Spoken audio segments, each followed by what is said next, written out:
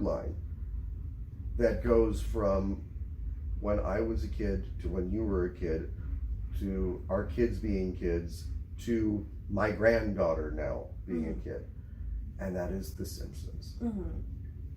And for me, I was there day one with The Simpsons. I remember it being on the Tracy Ullman show.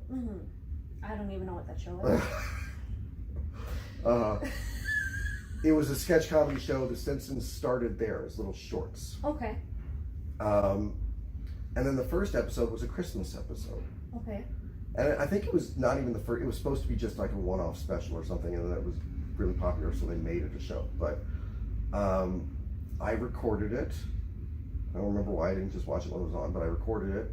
The next day I got up early and I watched it while my parents were still asleep. And Bart sits on Santa's lap, not knowing that Santa is Homer.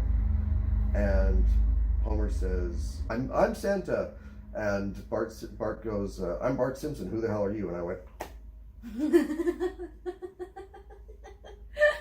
did that cartoon character swear? I played it back and back and back.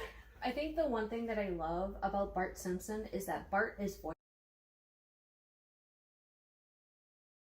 voiced by a woman. When I found that out, as like, I think I was 19 years old, I was like, and I actually found that out by watching a Netflix like documentary on voice actors, and I about pooped my pants because it is the same voice actor who voices Chucky from Rugrats. Oh, I did not know that. Yeah, and I just sat there and I'm like, Nancy Cartwright. yeah, I sat there and I was just like, oh my god. So I was so happy, and that's what made me love The Simpsons even more, because I didn't really watch The Simpsons growing up. I knew The Simpsons because of, my uncle, who we compared to Homer all the time, because he's essentially the embodiment of him. And then also just watching a few episodes here and there and laughing at the fact that, Bart would get into trouble all the time. He was the oldest, and he would, try to sneak out of, trying to, being in trouble. And that's kind of how I was. It's not necessarily that I would, get into trouble. It was just the part of being like, I didn't do it. And it's just that his mannerisms I've really kind of connected with, that I loved. But then when I found out that Nancy Cartwright voiced him, that's when it really kind of gripped me into it. And then when they made the Simpsons movie, that was the staple for me, where I was like, okay, I'll start watching it. Now, do you remember around what age you were when the Simpsons movie came out? I think I was in high school. Okay. I think. I was 28 years old when I was taking my kid to go see it.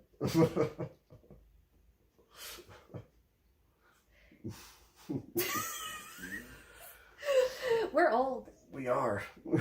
But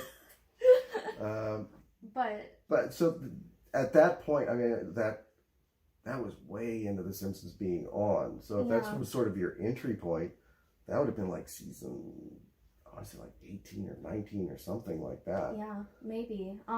But the other thing too is that I was way more into Family Guy before I was even into The Simpsons. My dad, more specifically, was very against us watching adult rated content. So sorry, Dad.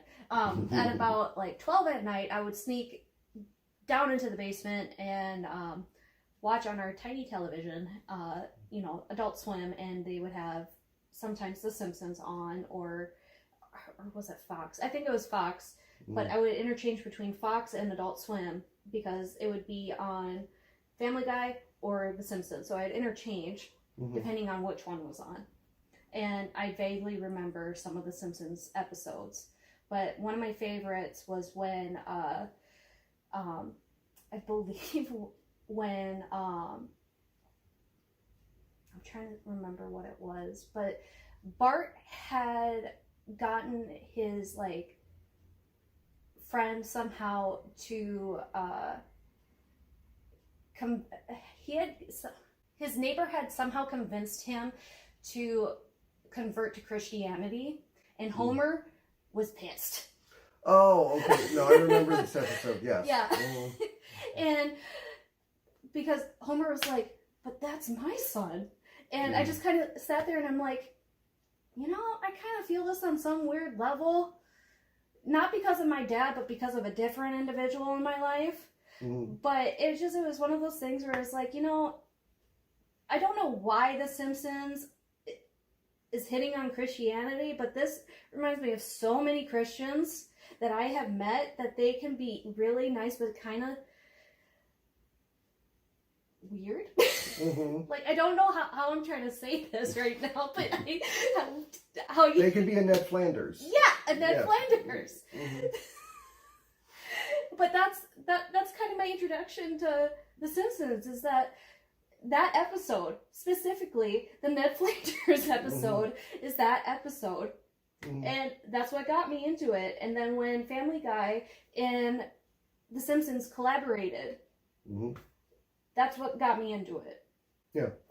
And I mean, Family Guy for me, again, was later. The first time I watched Family Guy, I remember I was watching it when I got home from work.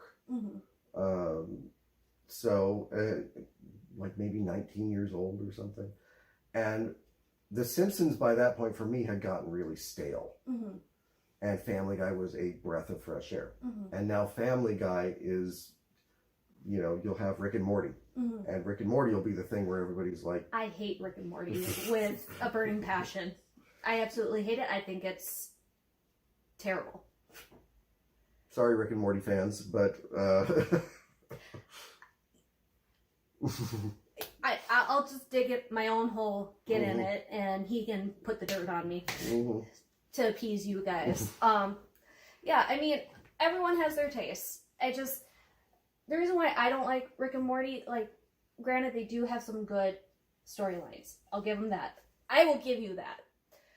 I don't like how abusive Rick can be. Yeah. That's my issue with it. So, I mean, I think then that your issue with it is the same issue I have with The Office, which is Steve Carell's character is supposed to be cringy, but I'm so cringed out by him that I don't enjoy it. Yep, that's my issue with it. Rick is supposed to be abusive. You're not necessarily supposed to like him. Yeah. But for you, it's like, oh, okay, this is too much. Too much for me.